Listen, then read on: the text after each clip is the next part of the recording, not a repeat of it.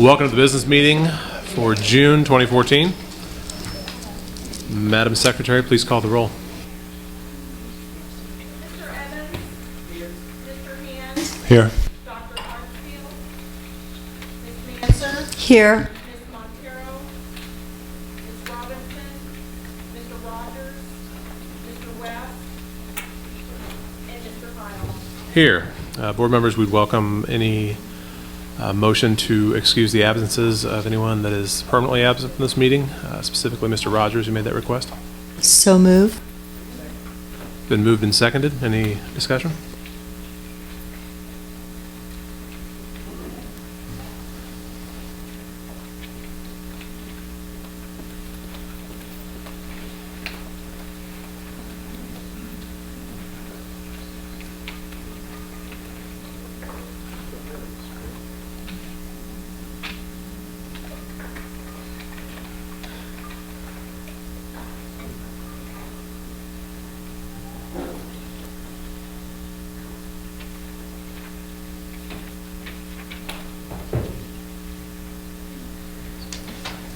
Board members, a motion has been made and seconded to excuse the absence of Mr. Curtis Rogers. There has been no discussion this far. Seeing none, Madam Secretary, please call the roll. Mr. Evans? Yes. Mr. Hand? Yes. Dr. Hartsfield? Yes. Ms. Manser? Yes. Ms. Montero? Yes. Ms. Robinson? Yes. Mr. Rogers? Mr. West? And Mr. Heil? Yes. Board members looking for an approval of the agenda, or a motion to approve the agenda. So moved. Second. It's been moved by Mr. Evans and seconded by Dr. Hartsfield. Any discussion on the agenda?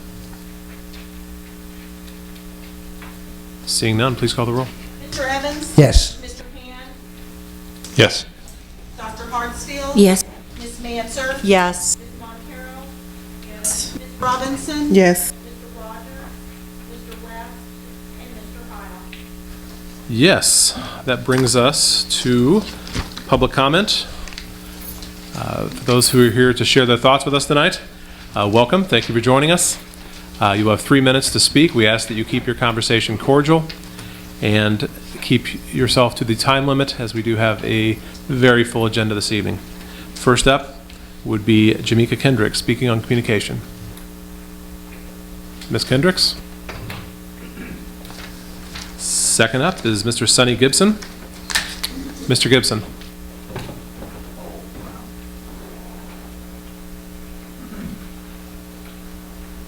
Good evening. Could I give you a call?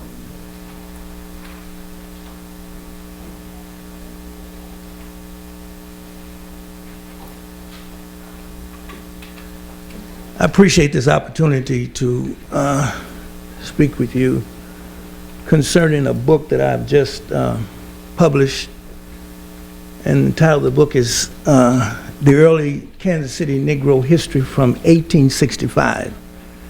And I have a large piece in the book about the first Negro established school in Kansas City, the early curriculum, and one of the first contract teachers, James Milton Turner, who was appointed in 1868 to be the superintendent of all the schools in the state of Missouri. And he was also appointed to be ambassador to Liberia by President Grant. My book has a lot of information about the accomplishments and how the culture of the Negro developed under some unusual circumstances here in Kansas City. I've checked a lot of books, school books. There's no reflection whatsoever of the culture that developed in the early 1865, right after the Emancipation Proclamation was established. In this book, I have a copy of the State of Missouri Emancipation Proclamation that freed all the slaves, since Missouri was the last slave state. I think personally that all children, more specifically children of color, should have an opportunity to know what occurred back during those years. So I'm here to ask you if you can become interested and imbue a new sense of identity into the Negro culture of the years gone past, and purchased some of the books that I have that will reflect this kind of history. So that's not quite 3 minutes, but I'm open to any questions. Thank you very much, and we appreciate the presentation, and thank you for your brevity. Well, who can I talk to to get them interested in purchasing some books? The person who would normally be here he's not here today, Mr. Lewis Gowan, who heads up our curriculum instruction.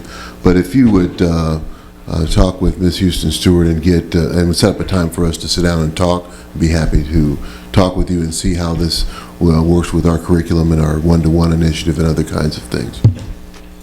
I appreciate it. Thank you very much. We want to buy it. Thank you. Well, I got them for sale. I got plenty. Thank you very much.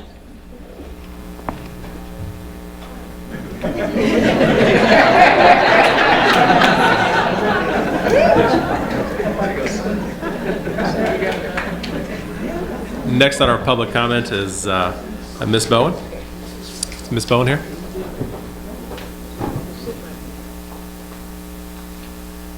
Thank you, ma'am. You have 3 minutes. Good evening. I'm here this evening to share my observations, critiques, and suggestions regarding summer school at Central Academy of Excellence, as well as my experiences with various administrative systems within the district. I want to thank Dr. Sanders and Dr. Lewis for their time in meeting with me to hear my concerns regarding Central High School at the Central location. I'd also like to thank Mr. Steve Evans, acting summer school principal at Central. Mr. Evans is the template from which I wish all teachers and administrators in this district would be copied. I appreciate Mr. Evans not only for his professionalism, but also for his consistent humanity. I've never left this man's presence feeling anything less than honored and respected and truly heard as a parent. Thanks to Miss Anna Blancardi as well, who was every bit the professional and advocate in working with my son and his online program. Summer school at Central was necessary for my son and the sons and daughters of many in the community. I'd like to suggest a few new rules going forward into the next summer school session. New rule: if a teaching instructor is unable or unwilling to rise to the challenge of teaching and inspiring students in the urban core, by all means, please stay home. Your foul attitude and unpleasant demeanor do not add to the positive educational experience that our children so desperately need. New rule: do not ever say to a classroom of students, quote, "I don't get paid enough to be here." New rule: do not ever say to a classroom of students, "You are here because you flunked out of wherever you were," unquote. And I heard this directly. New rule: try to fake happiness and joy about teaching. It's quite awful to hear my son come home and say, "Mom, the teachers all just seem depressed." New rule: district offices, please make sure that someone is available to answer the 418-7000 phone line by the 5th ring. It speaks of organizational ineptitude when the operator's phone line rings for 10 to 20 minutes without a live voice or a recording, as it did today, and on some previous days I've called to get information. Today I was told, quote, "The phones are secondary when people come in, and then there's no one to cover when I have my lunch and my breaks." New rule: please inform all district employees that it is never appropriate to tell a parent or any member of the public, quote, "I don't know, that's not my job." If people have chosen to work in an educational institution, it is presumed that these people are dedicated to learning, research, and problem solving when dealing with parents and the public. Thank you. Thank you, ma'am. Next public comment is Linda Cowan. Ms. Cowan?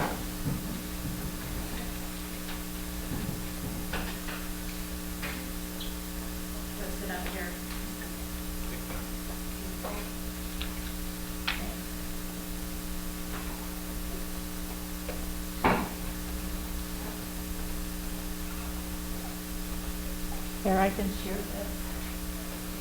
You're going to need them all.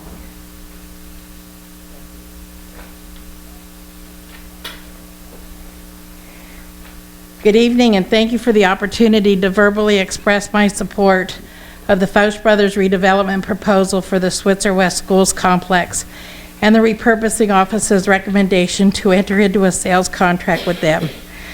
My name is Linda Callan. Since 1992, I have either volunteered, lived, and/or worked on the West Side and on behalf of the West Side. For those neighbors, friends, and property owners who cannot be here to personally express their support on behalf of the Fauch Brothers development proposal, to you, the board, we say we want the lower density project. We expressed to Fauch Brothers our desire for lower density development. They listened and heard what we were saying and delivered a lower density proposal. The Fauch Brothers proposal of lower density we believe is more appropriate for this area of the neighborhood. The lower density proposal of the Fauch Brothers means less traffic on a park-like boulevard that is a primary path and destination route for children who are walking to and from the Aguirre Community Center located across the street, walking to and from the Reese Branch Library located across the street, walking to and from Primitivo Garcia School at 17th and Jarbo and West Penway 2 blocks away, going to and from Alta Vista Charter School at 17th and Holly and West Penway 2 blocks away, going to and from Jarbo Park and Jarbo Pool at 17th and Jarbo 2 blocks away, and going back and forth between the community center and the library across from each other on West Penway. The Fauch Brothers proposal stays within the current footprint of the property. There is no physical or visual encroachment marring the parkway of West Penway. The high density of the Dahlmark proposal will bring an estimated additional 500 to 700 cars driving up and down, entering and egressing a parking lot entrance spilling onto West Penway, with spillover parking on West Penway, creating very real safety issues for pedestrians and especially for children who dart. For 40 years, our beautiful West Side neighborhood has watched the slow death, disintegration, deterioration, blighting vandalism, and neglect of these beautiful and dignified buildings, once the pride and soul of the neighborhood. The rotting of these buildings and the 40 years of ignoring or disregarding the neighborhood pleas made a very painful and powerful statement as to what the previous school boards thought of our neighborhood and our kids. The coup de grace was the school districts allowing KCPD SWAT team to wield the final blows through their violent and explosive training exercises. We suffered endangerment and fear due to vagrants, junkies, drunks, and criminals the buildings housed. We have suffered a negative impact on the property values. These poor, sad, hulking structures have had a negative impact on the emotional and psychological well-being of the neighborhood. The Fauch Brothers proposal restores these older stately buildings, but more specifically, unlike the Dahlmark proposal, these wonderful historic buildings will be able to once again be a visible beacon of pride and beauty. They will not be visually obscured from West Penway. We have undergone the repurposing process twice since 2009. It has been a stress-filled test of endurance, and I pray that we've arrived at the conclusion with a resolution tonight. As for round 2 of the repurposing adventure, the process was sound and as fair as possible. The process was outlined clearly and fully for all to understand and to follow. You have three There minutes. was opportunity for community input through email and traditional correspondence, the district's website, public meetings, and the ready accessibility of Ma'am, your repurposing time's up. staff. Twice the development teams are available to meet with the neighborhood once to present concepts and to answer again. From the extensive and prolonged public process. No, we don't have to have security come out. Okay, Ma'am, well, we waited 40 I- years, so I- I don't think the other little second would be much of an imposition. I know we have 7 other speakers on the same topic No, though. I understand that. I'm on the last paragraph, okay? With all due respect, I ask you to call for a vote this evening, respect our request for the lower density project, allow our neighborhood to abate the blight, reach our full potential, and move forward with the Fauch Brothers as a community partner and a community builder. Thank you. Ladies and gentlemen, you have 3 minutes to speak, and we ask that you stick to that. Again, we do have a full agenda tonight. We inform every speaker of that condition when they sign up to speak, and we expect you to limit your comments to 3 minutes or shortly thereafter. The next speaker this evening is Mr. Dwayne Joseph. Mr. Joseph, are you here?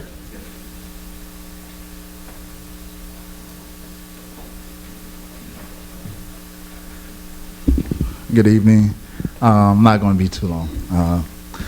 Just wanted to say to you guys that sometimes you don't hear it a lot, but the district is doing a really good job at getting the school district and everything back on track. The reason why I say this is I own an ACT Prep and Math Tutoring Company here in Kansas City, Missouri, and right in the 18th and Vine District, and I work with the students of the Kansas City, Missouri School District. And what I'm hearing from, not only from the students, but from the parents, is that you guys are doing a good job and you guys are back on track, trying to get the district back on track. So one of the things that happens is when we are working in our field, we don't hear the good things. We always hear those bad things about what we're not doing. So I just came to say, you know, you're doing a good job. I'm hearing those things from my parents who are your actual constituents. So I just want to say thank you for that and continue the good job.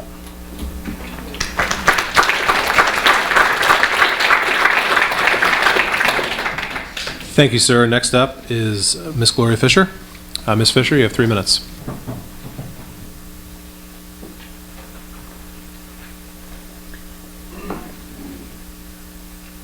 First, I want to thank you for allowing me the privilege to come here tonight and speak to all of you. I'd like the people from the neighborhood and the community that are opposing the Faust Brother development to please stand up.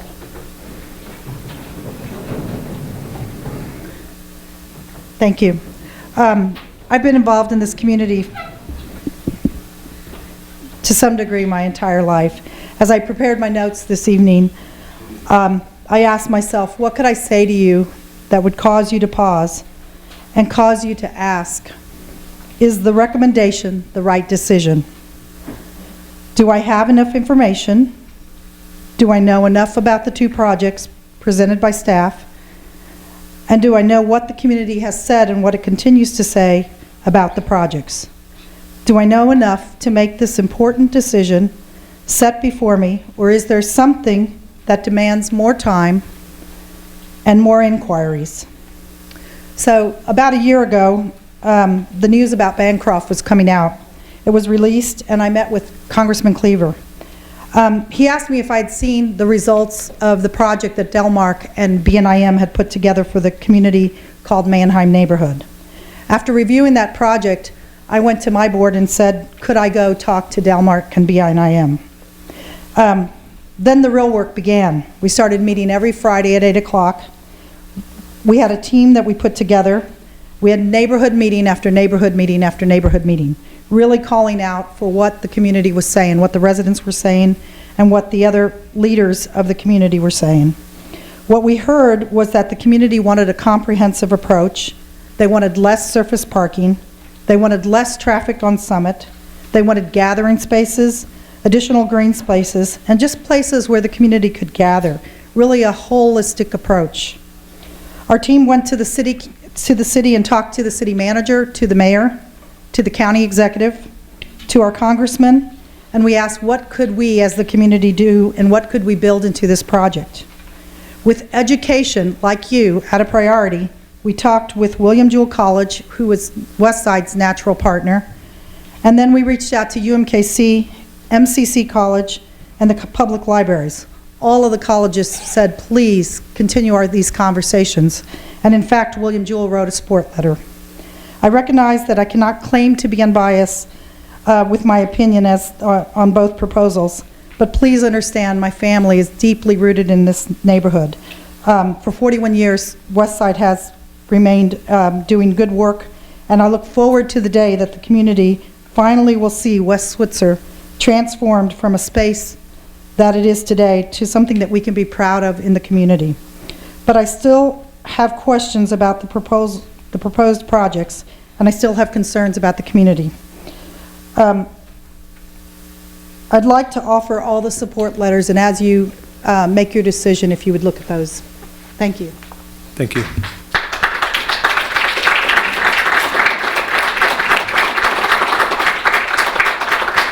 Next to speak is Miss Dana Gibson. Excuse me, Mr. Thank you. Thank you, members of the board. I'm Dana Gibson. I'm a general partner by day of Mallon Gibson Properties in the River Market neighborhood. For 30 years, I've renovated historic properties in downtown Kansas City. For the last 20 years, I've spent a significant part of my waking hours working as a volunteer to rebuild downtown Kansas City. My purpose in being here tonight is to speak in my volunteer role as board president with Westside Housing Organization, of which Gloria Fisher is the executive director. For 5 years I've been on the board. The last 2 years I have been board president. I've been really proud and excited to be working on West High School, the Switzer Complex, with Dalmark Properties. We had a dream team established, and we still do, and I'm here tonight to express my opposition to the findings of the redevelopment team, the repurposing committee. With all of the processes that I've been through as a volunteer, which I've had hundreds of hours committed to this, there's been overwhelming indication that the proper development was being proposed by Dalmark, and that's been found at a neighborhood level and at a citywide level. And how this recommendation is being made tonight, I don't understand. And I hear that incredulous response from everyone over the past week that's heard this recommendation being put forward. I know you're all working hard here to try to repurpose this city. Please look hard at what the decision is that's being made here. I don't believe what's being recommended to you is ultimately the best response. Fouch Brothers are a great developer, but I don't think they have the time invested in either the community or this project to really know what is best for the community, for this building, or for the city. And with that in mind, I ask that you turn down the recommendation. Thank you.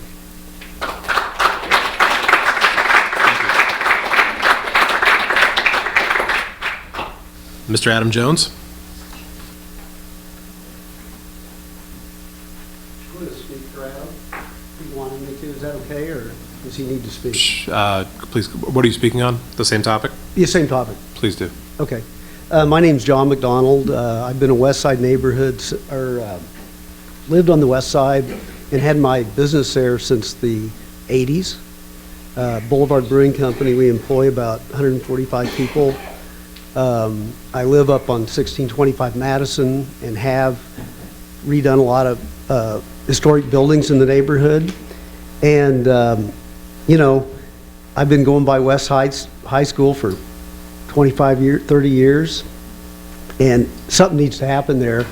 And if you don't decide on something pretty soon, there won't be any reason to decide because it won't be there. So I just want to say that Kansas City is a city. That's why they say Kansas City. And, you know, if we want more suburban type development in the city, I would say that's a mistake. And I've lived there long enough where we had no density. And density in a city is very important. That's what makes a city, is people. And so I think this whole density thing isn't the right answer. It should be higher, not lower. Thank you very much. Oh, I support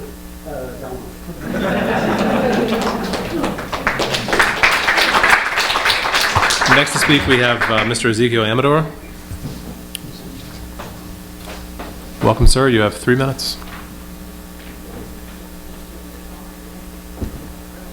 Good evening. My name is Ezekiel Amador. I'm a fifth-generation resident of the West Side neighborhood. Thank you, ladies and gentlemen of the board, for your service and for this opportunity to speak in favor of the Fouch Brothers proposal for redevelopment of the Switzer West School Complex. Our neighborhood has suffered for 40 years with this blighting and degradation of these buildings and the 2 whole blocks. The process was outlined clearly and fully for all to understand and follow. There was ample opportunity for community input through email and traditional correspondence. Twice, the development teams were available to meet with the neighborhood, once to present their concepts, and the other to answer additional questions and concerns. I'd like to reiterate that the process was followed well, and we want less density. My family, which includes 2 children, take our family walks on West Penway. We frequent the library and/or community center on a weekly basis.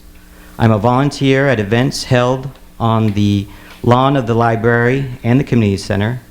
It was clear to me that the Delmar proposal will add 500 to 700 cars traveling and parking on West Penway, which will have an adverse effect on West Penway and on the pedestrians, mainly being children running back and forth from the library to the community center.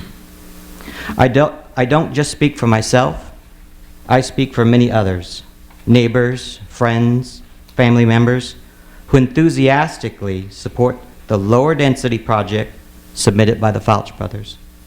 Thank you for your time and support for the repurposing office's recommendation to enter into a contract with the Fouch brothers. We have waited 40 years. Please vote tonight so that tomorrow we may move forward. Thank you. Thank you. Our final speaker this evening, and forgive me for my mispronunciation of this last name, but it is Mr. Lon Boer, if that is correct.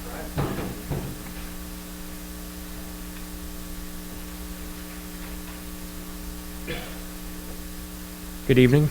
My name is Lon Boer, and I live and work in the West Side and have been a resident of the neighborhood for 13 years. My family and I reside on Summit Street, directly across from the West Schweitzer complex. I thank you for the opportunity to speak tonight, and I'm here to support the repurposing office's recommendation to enter into contract with Fouch brothers.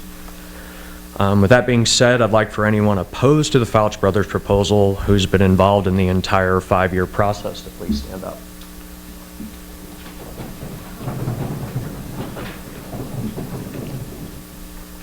Okay. I've been involved as a community member with the 2 previous proposals put before the school board, along with the one being presented this evening.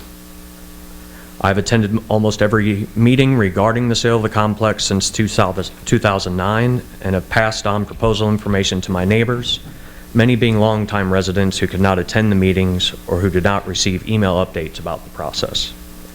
In all of the proposals, there's been community concern regarding density. Several years ago, the West Side neighborhood went through a downzoning process to limit the density of future projects. There was and is strong opinion that we are not the downtown loop. We are not the River Market or the Crossroads. We are a community made up of single-family and low-density multifamily housing.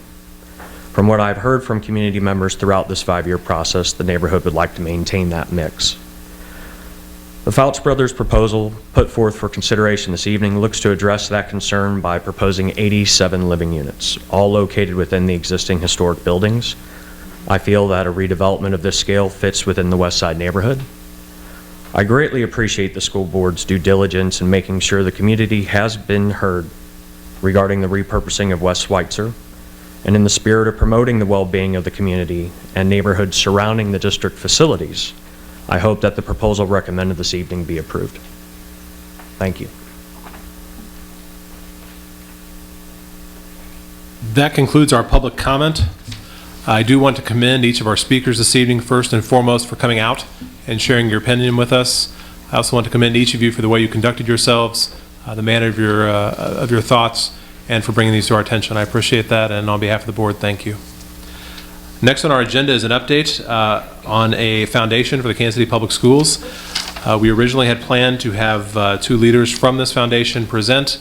They informed me today that they were not quite ready for that, so I did want to draw board members' attention to an item in your notebook that is titled Update on Activities, the Catalyst Fund for KCPS Students.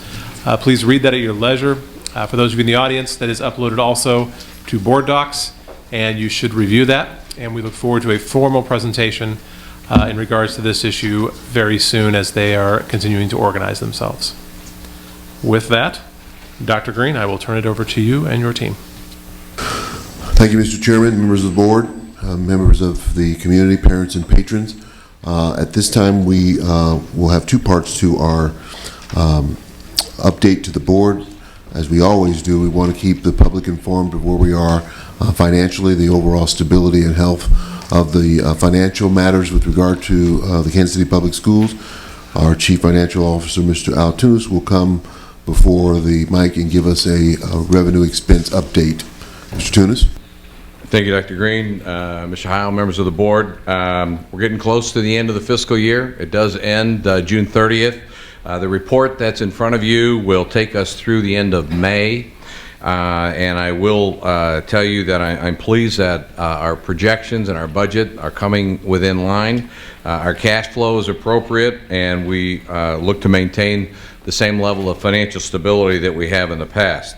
I would like to draw your or bring to your attention information that you may have read in the newspaper or seen on the news regarding the governor's veto and the impact that that has on any potential amount of money that would be withheld from the district. It really would apply to what we're looking at for next year. The most significant piece of that withhold is something that we've talked about in the past when we approve the budget, and that is that proration factor. If you recall, the proration factor is that number in the foundation formula that is regulated by the department and the governor's office to determine the amount of money that's available to put in the foundation formula. Based on the announcement that was made yesterday by the governor, we're projecting that proration factor to be at 98% for next year. Remember, 100% means the foundation formula would be fully funded. In the event the withholds stand, and those withholds, it's our understanding that they will remain in place in the event the governor's veto is overridden. If it's not overridden, then he will, or has indicated that those funds would be released. The impact that that has to our district would move that proration factor back to where it was the current year, down to approximately 93.2% from the 98, which would mean approximately $3.5 million to the district. So when we look at that and we track it, the impact, the financial impact that those withholds may have on the district for our next year's budget will be somewhere in the neighborhood of $3.5 million. And so I wanted to bring that to your attention. We're optimistic that we'll be able to, that veto will not be overridden. Those funds will be released, and then our budget for next year will go through as planned. So with that information and I think the excellent forecast for where we'll end the current fiscal year, I'll be more than happy to respond to any questions that you might have. Board members? Thank you. Thank you very much. Thank you, Mr. Tunis. The second part of our report is an academic update. This particular academic update will have two parts to it. One, you'll hear about where we are with our summer professional development. This time of year is very, very important as we position ourselves for what will be needed in the year forthcoming, particularly as it relates to preparing for another adjustment from the State Department as we transition into the Missouri learning standards, teaching and learning standards. So the two parts will be one update on summer professional development from Ms. Becky Nance, I believe. Unless you're going to go in the reverse order. Are you going to want to go in the reverse order? Okay, well then we'll go with the alignment to and the resources to the Missouri Learning Standards, and then you'll hear how we're preparing for that alignment through the professional development that we're doing in the summer. Dr. Trinity Davis comes to the mic, and she directs our curriculum instruction, and the mic is yours. Okay, thank you. Good evening. As we begin to embark on our new adventure with the Missouri Learning Standards, I want to give you a little brief history. In 2010, governors, educators, university professors, the workforce, business people came together and created a common set of standards, and Missouri adopted them in 2010, which are called the Missouri Learning Standards. And if you could look and see, let's see, is it changing with me, Tom? Okay. Yeah. It's not changing with me. It's changing here, but not there.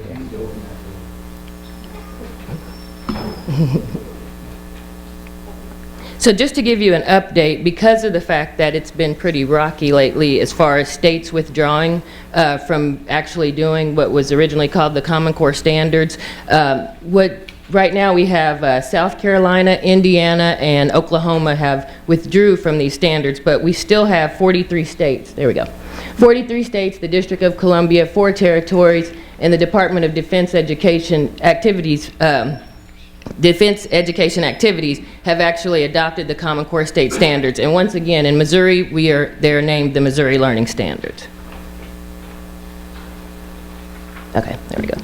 A few pieces of information about the Missouri Learning Standards. It establishes consistent learning goals, and it actually provides those academic expectations for all grade levels. So we know as kindergartners what they should achieve, as first graders all the way up to 12th grade.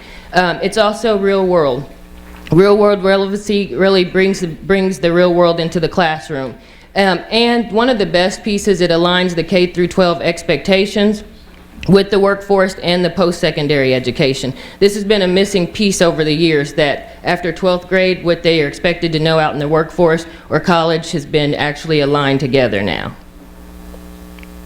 The shifts for English language arts, I'll break those down and really give you a practical look at these. And one of the reasons that the shifts for ELA is actually in place is because of now we have social media. Kids can Google anything, they can Bing anything, and so when that's at their fingertips, we have to make sure that kids are actually getting that real world knowledge, and they're actually building knowledge through rich nonfiction. Nonfiction has been something that we haven't taken and really worked with as much as we should, and so now they're asking that in elementary, 50% of the reading is fiction and 50% is nonfiction. In middle school, 60% is nonfiction, 40% is fiction, and then at high school, it's 70-30. So really increase the amount of nonfiction that our kids are reading. The way we're going to do that in our district is really focus on social studies and science. By them being able to read the text and understand more about their world, we'll really be meeting the goals for our kids and for the new Missouri Learning Standards. The other piece is the writing. Here it says reading and writing. Oh, it's not switching again.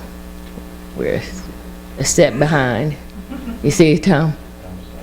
Okay.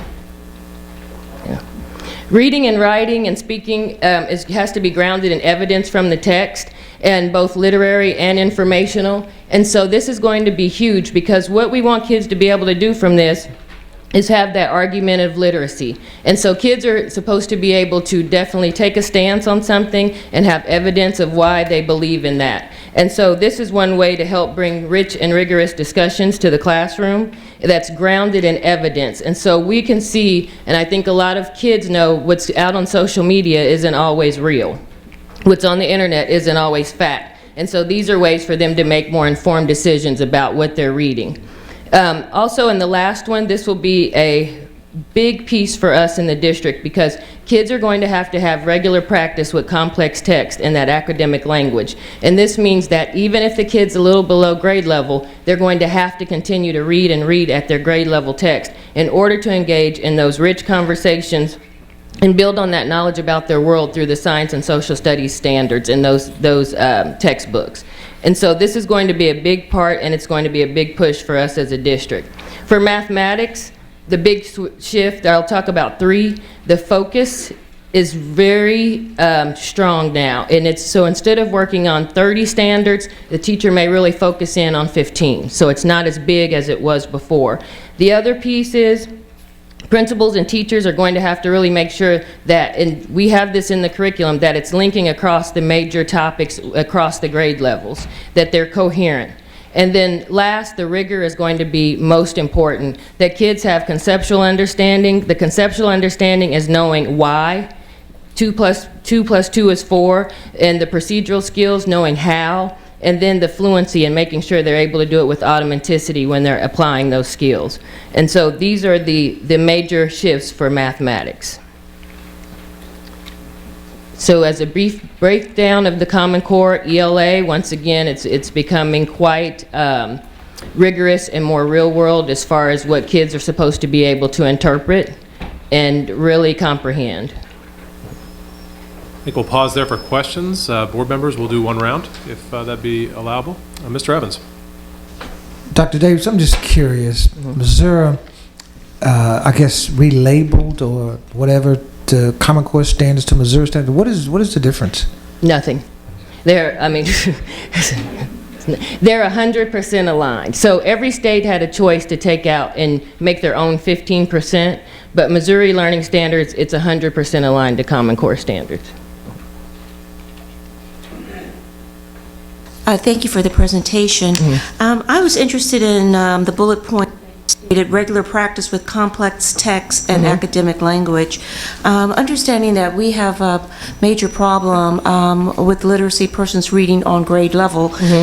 If I understood you correctly, you're saying that students, even if they're reading below grade level, they will still be required to engage in material at grade level. Yes. I'm trying to wonder, how does that actually happen? That's going to be some of the pieces that, as we analyze data and see what the issue is for that child and why they're behind in reading, and we're working on those pieces. So that's pretty much what our reading block or the reading course is dedicated to, is making sure we do everything to move that kid to grade level. But then when it comes to the science and social studies or that nonfiction text, it's time to engage them to have them be able to read. For example, one teacher talked about how she would give her students the reading before and work with them in small groups. So that's when it came time to read it as a class or to read together and know the concepts, the kids were ready. So we'll provide several strategies for them to be able to get to that point. Thank you. And actually, just to say, close reading was a big piece we took on this past year, and close reading is a way of getting them there. Ms. Banzer? So how does this change connect to or support college preparation and actually ability to work through complicated and lengthy text in college? And the other question I have is, how does this change, what kind of implications for ACT performance? Okay. They're aligned to the Common Core state standards that were originally written, which are now the Missouri Learning Standards, are directly aligned to what the anchor standards that are there will tell you exactly what kids need to know on the ACT. They're closely aligned. And so that's one big push. Also, the universities that worked on these standards as well, one of the major issues were these kids were coming in and they weren't ready to do exactly what you just said, especially with the biology course or the chemistry class or so this is one way that they were working with the K through 12 schools to be able to build that piece. And so this will get them more stamina to be able to read for that length of time. We'll focus more on the writing. The argumentative piece is so big because they have to know it in order to take a side or to debate. And so this will also provide them that rich discussion, which is really important at the university level or the college level when they go into that, for them to collaborate with classmates. So all of these pieces are closely aligned to what they're experiencing post-secondary. Mr. West? Mr. Hand? Ms. Montero? Ms. Robinson? In other districts, parents are given a list of the learning standards when the child enters, when they register for class. Is there something that we're going to be doing to make sure that parents are aware year by year what core competencies their children need to have by the end of the year? And has there been any consideration given to working with community groups and community leaders to help translate some of that and help engage parents and making sure that they're on track throughout the year? Okay. I've been to, and I know our department has put on for the last 2 years, parent nights, so that we can explain to them the shift in the Missouri Learning Standards, as well as we have, as we're working with the PR department right now, it says, what should my child know as a kindergartner? A page for English language arts, a page for math, a page for science, a page for social studies. And so that way parents are well versed in what they should know. If they have a 5th grader, they'll get the same thing. If they have a kid in Algebra 1, so it'll explain to them everything that the kids should know by the end of the year. Only given at this parent night that's optional, or is that given at registration? It's going to be given at enrollment, the first day of school. Yeah, they'll get that. We've also ventured out into the community and had meetings. I know I met with the Black Agenda Group, and we've been to different businesses to put out information for them to pass out to people as they come in the community. Thank you very much for the presentation. Thank you. The second part of the presentation undergirds the shift, and now it looks at professional development for teachers, what we're doing this summer to gain ground and position ourselves to do well in this transition to a more rigorous and more focused set of expectations that students should know and be able to do. And so we have Miss Cindy Beecher as well as Miss Becky Nance here to present. Good evening. With the shifts that Dr. Davis just talked about, as well as the expansion of one-to-one to all of the schools this fall, there's going to be some changes in the... Hi, I'll start again. Did you catch any of that? With the shifts that... Thanks for the cue.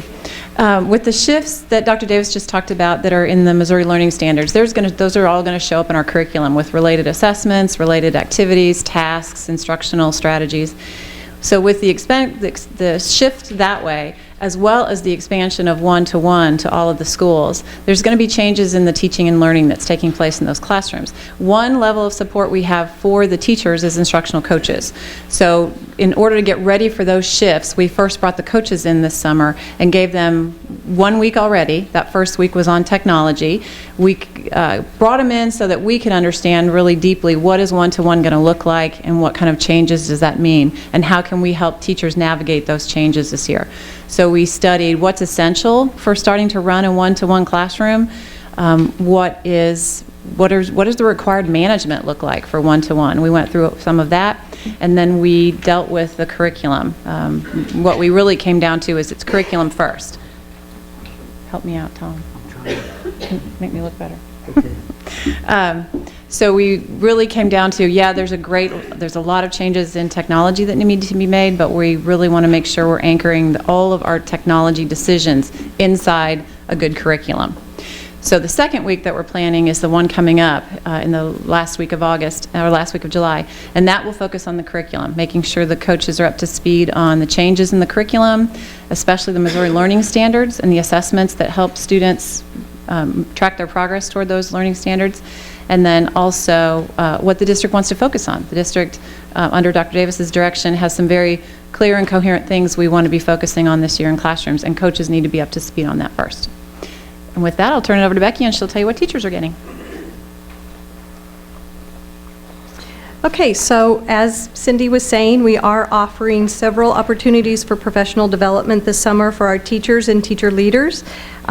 We have the Missouri Learning Standards training, and as you can see with our curriculum moving toward alignment with Missouri Learning Standards, we need to make sure that our teachers are aware of those and the implications for instruction in all of the core content areas: math, English language arts, science, and social studies. We're hosting a Literacy Institute, which is part of a literacy grant, and that is focusing on the big 5 components of literacy, which are phonics, phonemic awareness, comprehension, fluency, and vocabulary, so that we need to make sure that our teachers are aware of those and and have instruction around that in the classroom at all grade levels, K-12. We are currently hosting Enhancing Classroom Instruction with Technology, this in part due to the one-to-one initiative. We have Dr. Sunny Magana from Marzano Research Labs. He's holding a 3-day institute, and that is being held 3 different times this summer, and those have been very heavily attended. We have Tony Prickett from Adaptive Schools, did a professional development training on presentation skills, and those presentation skills can be used with teachers in the classroom, and then also with our teachers as teacher leaders, and with meeting protocols and that sort of thing in their building. We are partnering with the Federal Reserve Bank as part of our federal math grant, and they are offering a variety of mathematics workshops for our teachers.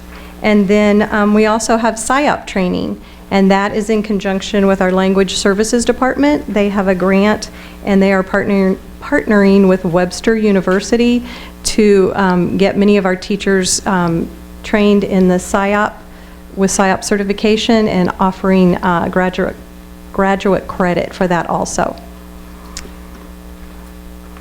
The district, every year, every summer, we host a district orientation for our new teachers. The dates of those will begin July 28th through August 1st. So we will have new teachers to Kansas City Public Schools into our district to get a variety of different types of training. They'll get this training on the Student Information System, Tyler. They'll get training on our DRA reading assessment, classroom management, professional development, and then of course we'll make sure that all of our new teachers to the district are up to speed on our new curriculum unit maps and their alignment to the Missouri Learning Standards. And then we're also working with the assessment department on developing some training for the new assessment NWEA at kindergarten through 8th grade. Any questions about summer professional development? Board members, let's take a round of questions. Ms. Robinson, we'll start with you this time. I have two. One's real quick. What is the instructional coach pupil ratio? And the other question is for Dr. Green to explain some of our benchmarking and research that we've done to gear up for the Missouri Learning Standards. All the buildings except for the 6 SIG buildings have one coach. So the coach to teacher to student ratio is basically the population of the building with the exception of the 6 SIG schools that have 2. One that focuses on ELA and one that focuses on math in those 6 schools. And relative to the benchmarking, in fact, we're in retreat. The cabinet was in retreat just this past Monday, part 1 of a 2-day retreat that will finish up with that. But we are closely looking at what we need for MSEP 5 and the benchmarks necessary for our continued growth and progress there. But we're in somewhat of a holding pattern with regard to the Missouri Learning Standards because the State Department has not rolled out the algorithm for measuring growth and where the cut scores will be. My understanding is what they're going to do is in the spring of 2015, they're going to see where what the distribution is among school districts across the state, and then after that begin to lay out cut scores or where accreditation and achievement levels lead to be after they see how almost treating 2015 as a baseline year to see how that rolls out. We are going to be getting some materials, or we're expecting some materials, and Dr. Vicki Murillo, please come and supplement this, from the State Department. We hope that we will get them to give us sampling of what types of assessments and the rigor of those assessments. I forget what they call them, Teslets? We have Is that what they call them? Blueprints and surveys. Yeah, Teslets, blueprints, and what else? Survey. Surveys. Yes, and our blueprint is the longest assessment, a survey is a shorter assessment, and then the Teslets is where we can go in and take those, I would almost say like an item bank of questions, but they call them, take them right out of their test and align them to the Missouri Learning Standards that we're teaching in that quarter to almost use it as a formative assessment so that we can give the assessment, quickly get the results, and then be able to see how our students did on what we're asking them to know at the end of that quarter. And so those we can create, those are district created assessments. And so we're excited to get this because we really want to go right along with where the state is. The reason that we're pushing forward the kind of NWEA is we're very concerned that the state assessments may not be ready till second semester. That is too long for us to wait to not measure and not monitor what our students are learning and how they're progressing. Mm-hmm.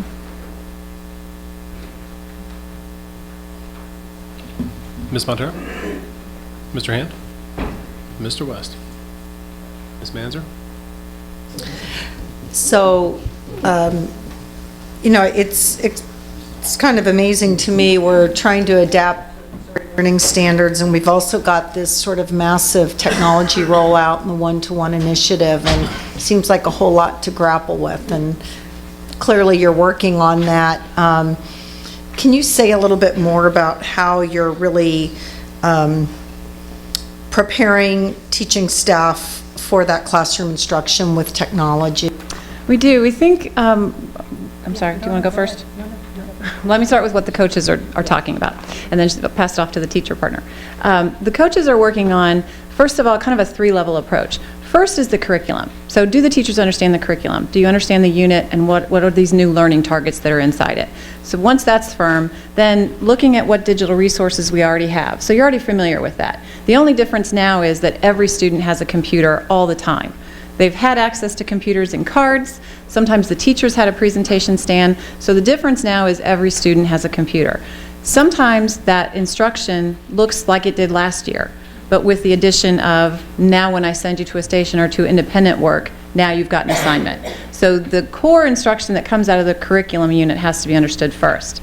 Second, look at the digital resources you've already been using, but instead of putting it on your interactive whiteboard, maybe the students have it on their laptop while you're teaching. And then the third level then is really going crazy with one-to-one after you have those first two levels. So you might pick two tools that you might use. You might use Edmodo in your classroom to have a discussion board. But we're really going to help teachers not feel overwhelmed by saying first the curriculum, then resources you've already been using. You've been using these for 2 years. Then some additional resources when you're ready. So that's kind of the framework for that. Does that answer your question? Want a little more? Can I just add one thing to that? In the training with teachers, we are looking at kind of a two-tiered approach in that there is technology that the teacher is using to teach with, and then there is the student using technology to learn with. And so that's, I think, what Cindy was saying. Sometimes it doesn't look any different than it did last year. Sometimes it looks different, but it's just that the student now has immediate access right there at their desk, as opposed to having to move over to a computer station or go into a computer lab. The access is right there at their fingertips.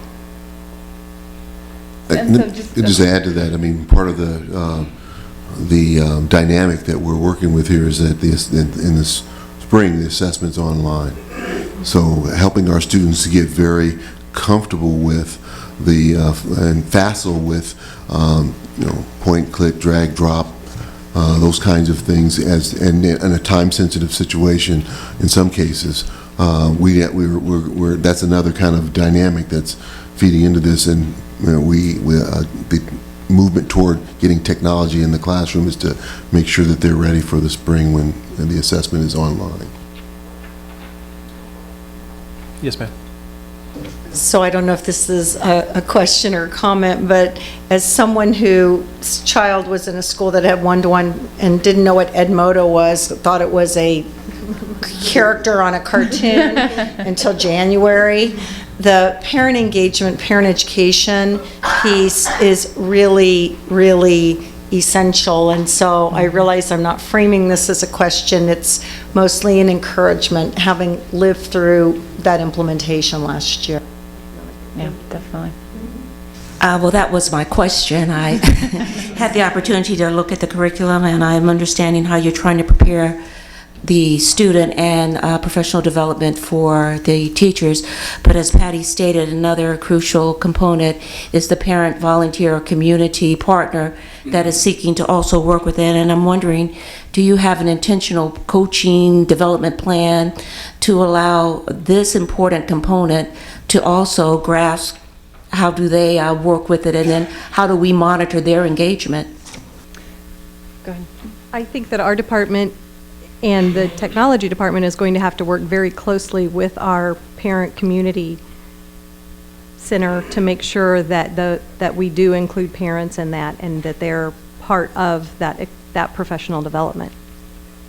Let me then state this another way. Are you saying then at this time there is no plan existing for how you would provide either coaching or encouragement or engagement? Is there at this point? Yes. I wanted to jump in real quick, and I was talking with Tom because we've been in a lot of discussion around this, and it is a great concern. And we're even looking at a software to purchase where the teacher can see immediately what the student's working on, and the parent can see at home where they are and what they've completed in their assignments, and be able to have that access view. And so a piece that we've been discussing in the one-to-one conversations in the meeting is in the fall. We begin to look at a timeline, and Al's really challenged us to lay that timeline out of where the parent engagement begins as we begin to roll this out, and how we're going to show them what the students will be receiving and it looks like. And it looks differently at the elementary than it will at middle school, than it will at high school. But last year being that pilot, we learned a lot about that engagement piece with parents, and so that will be the plan that we roll that out, and pretty soon we'll have that timeline so that you can see that. That is our goal. Thank you. If you'd like to look up that software, if you go to LAN School, it allows the teacher to bring up a web browser, and they'll see little thumbnails of all the students' desktops, and they can click on that and it brings it up, and they can tell where the student is at. Mr. Evans?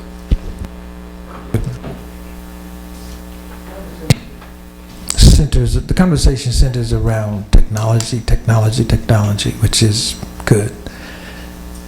I was curious as to how do you take the pulse of teachers relative to technology? Is that something that Ms. Flinders would report to the district, and you would kind of let us know? I guess I'm concerned about the older teachers in the district, their comfort level with technology. And when you push something like this out there, how do you know that they are absorbing or getting or actually using this technology? We've recently, for the last 3 days and about 2 weeks ago, we had the enhanced your instruction through technology. And I'll tell you, most of our teachers that came are some of our veteran teachers that have been there. We are filled for the next, because they're telling the other teachers, we're filled for his next workshop. But a lot of the comments were, I feel tech savvy. They've created tests on Edmodo, formatives for their husbands to do.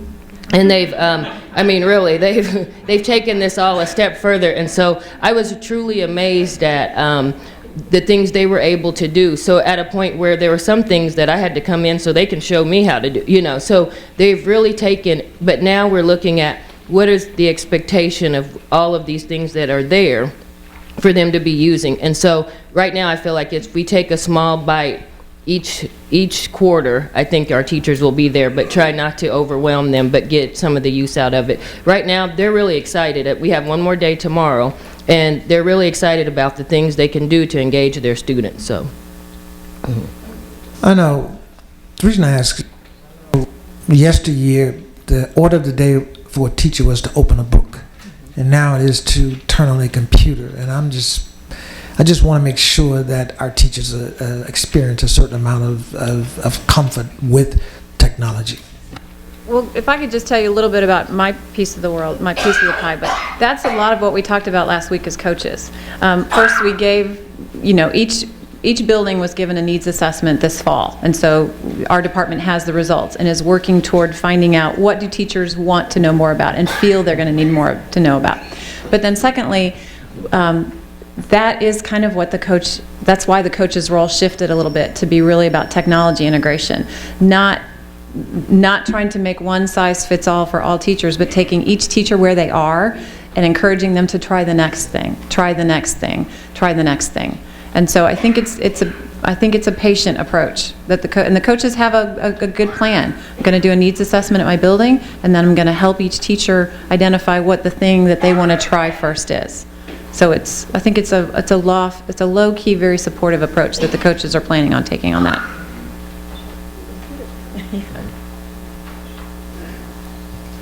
Thank you very much. Oh, wait. In addition, Mr. Evans, that's something that we, too, have been very concerned about because our kids can't wait with an implementation dip. And so one of the things that we said that we wanted to do is to bring in the teachers who were part of that one-to-one and ask them what is it that they wish they would have had, and to take that information and move it forward. In addition to having our coaches that now are going to be talking about technology integration, in addition to having those PLCs that you hear us always talk about, and that on each one of those teams there's someone, each one teach one, and from our own process of going through our retreat just the other day, it talks about using the experts from within and really building that kind of an infrastructure. And You've also last time heard about the Mouse Squad and having some of our students who are truly tech savvy. They're the Mouse Squad that can also assist our teachers, and the teacher stays in control of that content, but oftentimes it's the young people who understand that technology as well. Thank you. It concludes the both the budget snapshot and the academic snapshot at this time, Mr. Chairman. Thank you. Before we move on to policy and governance items, I would like to ask Ms. Andrea Flinders to come to the front, please.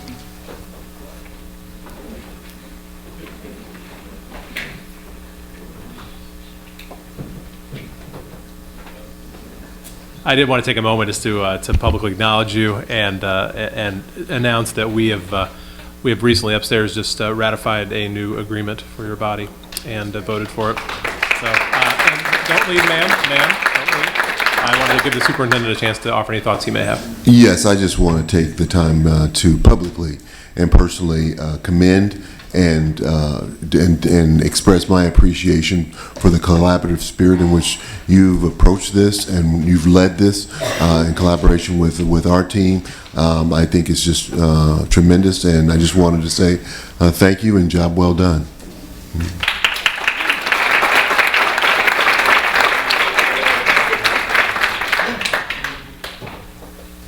With that, we have some business to do. Mr. Sousley, our legal counsel, will you please introduce our administrative policies that we need to adopt? I will. Mr. Pyle, Dr. Green, and members of the board, as you know, we've talked about this several times, that there are policies that get revised frequently due to changes in the law and requirements of the state or the federal government. Each of the policies that are attached to this board item exist now in not only administrative policy, but also in Appendix D, which is board policy, because they're required to be passed and a part of board policy. Each of them, though, has a revision that is required by law, and I could go through quickly each one of them and tell you. Policy AC, the revision is a requirement by the U.S. Department of Agriculture. It requires us to have a non-discrimination provision, which we had anyway, but now it also has to say we have a non-discrimination provision in compliance with the U.S. Department of Agriculture. And it also includes a reference to the Amy Hester Act, which requires employees to report sexual abuse allegation from a child to the Children's Division immediately, which we have also had in Missouri state law as well as our own policies. So that policy will be amended to reflect those changes. The next one is policy ADF, which is the district wellness program. This changes some of the wellness committee members in accordance with federal law. It changes the requirement for nutrition guidelines from the Missouri Eat Smart program, which no longer complies with federal law, so that we will follow the U.S. Department of Agriculture standards. Those are the primary changes. It also adds a requirement that we will provide opportunities for physical activities, not just physical education. So have to have action with that. Policy AH is regarding the use of tobacco products. This is an amendment to include the ban on electronic cigarettes and simulated tobacco products on Kansas City Public School campus properties. That would also include transportation, or if we have a site that we are using for the day that we've leased or whatever, and it's under our control, there would be no tobacco use, including electronic or simulated tobacco. And policy ILA is required by DESE. This is on test integrity and security. We have already, we've always had a test security protocol, which we follow meticulously, And this is just one that DESE is requiring us to adopt, in which we are doing, but it really will not change much from what we've been doing in the first place. And then lastly, the policy IM is it's an evaluation protocol for the wellness program. And it goes back to that ADF, which is the wellness program. It's just the evaluation phase of that. And so each of those policies in total are attached to your board items, but the administration is recommending approval of all of those. Thank you very much. Board members looking for a motion to consider those. So, It's been moved by Dr. Hartsfield and seconded by Mr. Evans. Board members, the floor is open for any questions or thoughts. Ms. Robinson. I had a question about the universal free meals as it relates to our wellness policy and the application that is due, I guess, July 31st if we want to apply for universal free meals. Do we plan to do that so that our parents don't have to apply and not necessarily apply, but disclose their household income in order for free and reduced lunch? It seems like a really great opportunity for food access for our children. And if we have decided not to do that, what would be the reason for us not participating? And if we're not going to participate, do we see that us participating in that in the future? Yes, first I want to thank, that was brought to my attention, the eligibility food program by Ms. Manser as well as you, Ms. Robinson, and we have had our eye on this, and we do plan to apply this year. We were pleased to see the extension because it was, I think, June 30th, but they gave us an extension because I think they're still working on some things with regard to this expansion of this, and so we're prepared to move forward with applying for that. How would that impact our USDA money that we get for collecting the data associated with free and reduced lunch? Is there a budget implication where we would lose money? I think we were on the phone as recently as today with DESE and better understanding that, and Daryl Meyer and Dr. Murillo, you want to speak to that? Yeah, they had conversations with them, and our understanding is that we don't have to collect that. And we knew that Hickman Mills was struggling through that, but our understanding is that that's not a requirement that we have to go through. So, Dr. Murillo, you want to talk about? Yes, with the new CEP program, we'll be able to use that certified data that's provided, and just as it won't affect title funds at all, which was kind of a message that was out there for a while. If we lose collecting the free and reduced lunch status applications, then we could lose title funds. That does not connect at all. And in fact, we were today talking, Mr. Myers, myself, I had my budget person in there, and then he had Ms. Cram, our food service director. And we went through every level of it to make sure there were still some gray areas that they were still cleaning up. That's why the deadline now is August 31st, not July 30th. And so we have 2 months. I feel very good about where the state's going, how they've gotten a handle on it. This is the first year our state had the opportunity to apply. This is the third level of the rollout. So as we've been monitoring it, we're in. It's a great thing for our children. We have all of our schools immediately qualify. We are still a little unknown about the 2 middle schools since they were not in the portion of where we were looking at because we're awarded our title funds off of deprivation. So we're still looking at that, how they will allow us to, the money should follow the students, and then our 2 early learning schools, our 2 pre-K. So we have a good area where I feel like we're in a good space to move forward, and we'll track it. So Mr. Myers, I don't know if you have. Any further questions relative to the policy adoption?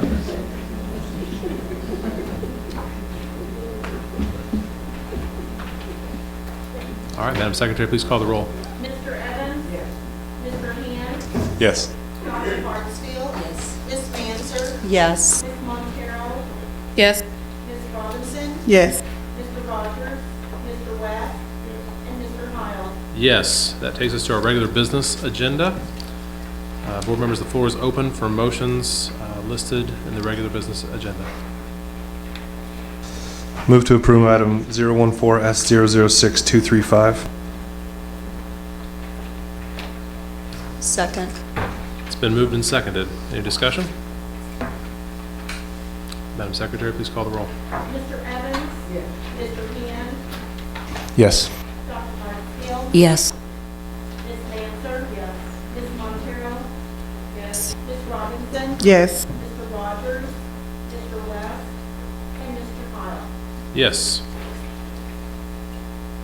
Floor is still open. Before the next agenda item is read, I'd like to recuse myself from it. Board policy requires all board members to avoid all conflicts of interest, and above and beyond that, the appearance of impropriety. I am currently employed by BNIM, which is a member of the team that is the alternative proposal for West Schweitzer. I've recused myself from not just this discussion and vote, but all previous discussions as such. So I'm going to do so right now and leave it. Mr. West. I am not recusing, however, I am disclosing. It came to my attention this evening when the packet was being passed around that an organization that I am an advisor for, not a governance board member. The advisory board has a fiduciary obligation or responsibility. But an organization I'm an advisor for is in support of the Dalmark proposal. And so I'm just disclosing that that is the case. But it does not represent a conflict that rises to the level of recusal. All right, board members, can we get a motion on the table, please?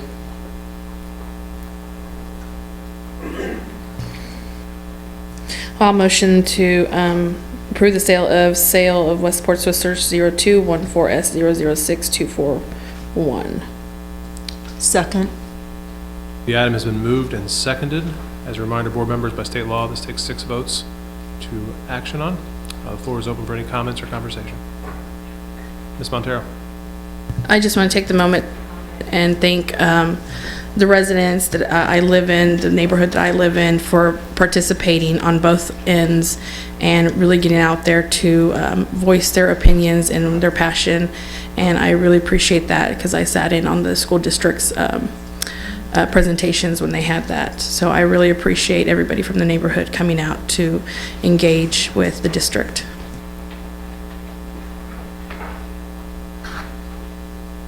Mr. West.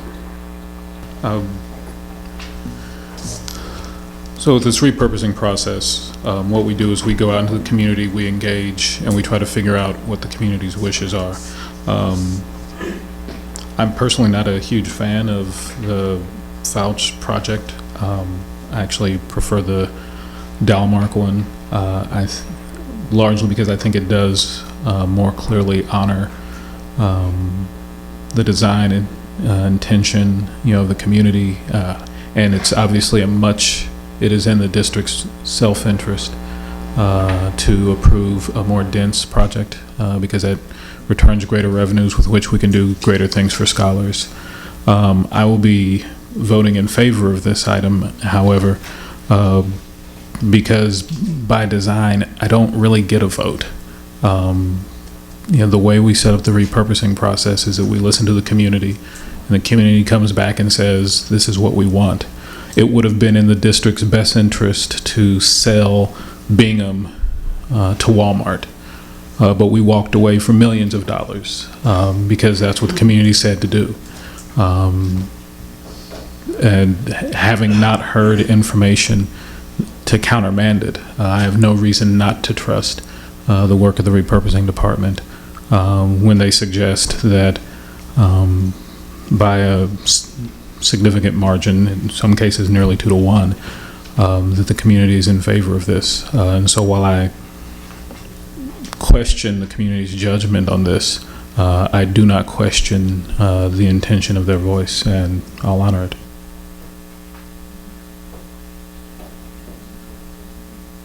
If there are no further comments, Madam Secretary, please call the roll. Mr. Evans? Yes. Mr. Hand? Dr. Hartsfield? Yes. Ms. Mansur? Yes. Ms. Montero? Yes. Ms. Robinson? Yes. Mr. Rogers? Mr. West? And Mr. Pyle? Yes, it carries. Floor is open for additional motions, but maybe somebody could tell Mr. Hand.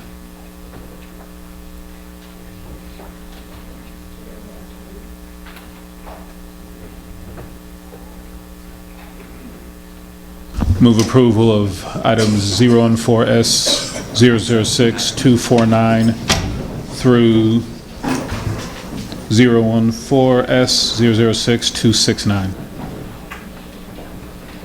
Second. So items have been moved and seconded. Board members, any discussion on any of them? Seeing no discussion? Oh, sorry, Ms. Robinson. I do want to go on record as it relates to these items and looking at our MBWB participation when we're approving and looking at these items. I think we really have to be serious about knowing more about our MBWB participation when spending taxpayer dollars. Thank you. No further comments or questions. Please call the roll, ma'am. Mr. Evans? Yes. Mr. Hand? Yes. Dr. Hartsfield? Yes. Ms. Mansur? Yes. Ms. Montero? Yes. Ms. Robinson? Mr. Rogers? Mr. West?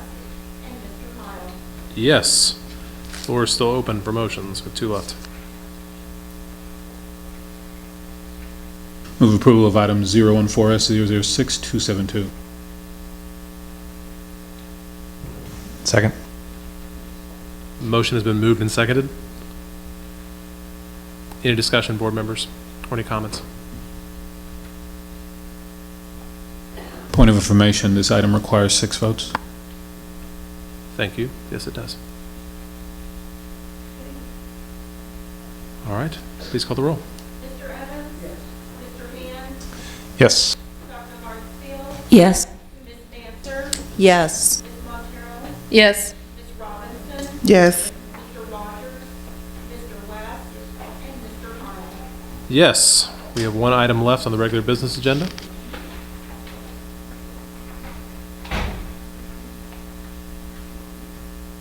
Move to approve item 014S006-273. Second. It has been moved and seconded. Any discussion? Madam Secretary, please call the roll. Mr. Evans? Yes. Mr. Hand? Yes. Dr. Hartsfield? Yes. Ms. Mansur? Yes. Ms. Montero? Ms. Robinson? Yes. Mr. Rogers? Mr. West? And Mr. Pyle? Yes, that brings us to our consent agenda. Can we get a motion to approve the consent agenda? Second. Motion to approve the consent agenda has been moved and seconded. Madam Secretary, please call the roll. Mr. Evans? Yes. Mr. Hand? Yes. Dr. Hartsfield? Yes. Ms. Mansur? Yes. Ms. Montero? Ms. Robinson? Yes. Mr. Rogers? Mr. West? And Mr. Pyle? Yes. Thank you very much, board members, for a great meeting. Thank you to the public for being here. Drive home safely. Have a good night. We're adjourned.